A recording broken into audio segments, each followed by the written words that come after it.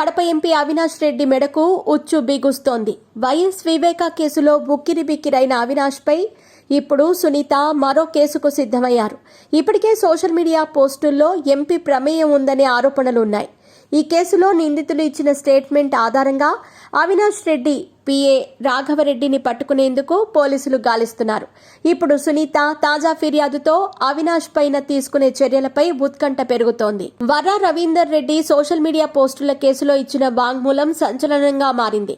YS Sharmila, YS Vijayamma, YS సునీతపై పెట్టిన పోస్టుల వెనుక ఎంపీ అవినాష్ రెడ్డి పిఏ రాఘవరెడ్డి తనకు కంటెంట్ ఇచ్చారని రవీందర్ రెడ్డి చెప్పుకొచ్చారు. దీంతో రాఘవరెడ్డిని అరెస్ట్ చేసేందుకు పోలీసులు చర్యలు ప్రారంభించారు.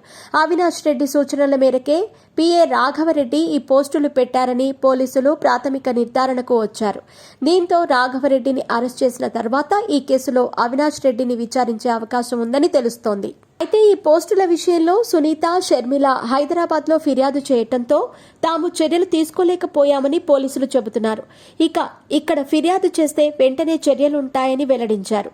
పరారీలో ఉన్న అవినాష్ రెడ్డిని, పిఏ రాఘవరెడ్డిని పట్టుకుని విచారిస్తే ఆయన ఇచ్చే వాంగ్మూలం ఈ కేసులో మరింత కీలకంగా మారనుంది.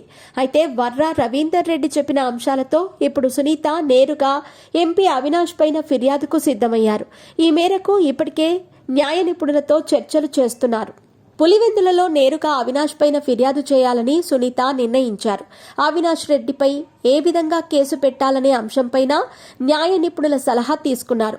అవినాష్ రెడ్డి ప్రమేయాన్ని నిర్ధారించే ఆధారాలను పోలీసులకు అందించేందుకు సిద్ధమైనట్టు తెలుస్తోంది. అటు ఎంపీ రాఘవరెడ్డి, ఇటు ఇప్పుడు సునీత చేసే ఫిర్యాదుతో అవినాష్ మెడకు ఉచ్చు బిగిసినట్లేనని భావిస్తున్నారు. సునీత ఇచ్చే ఫిర్యాదులో పేర్కొనే అంశాలు, ఆధారాలు అవినాష్ పైన కేసుకు కీలకంగా మారనున్నాయి. దీంతో పులివెందులలో ఇప్పుడు అవినాష్ విచారణ అంశం రాజకీయంగా ఉత్కంఠగా మారుతోంది.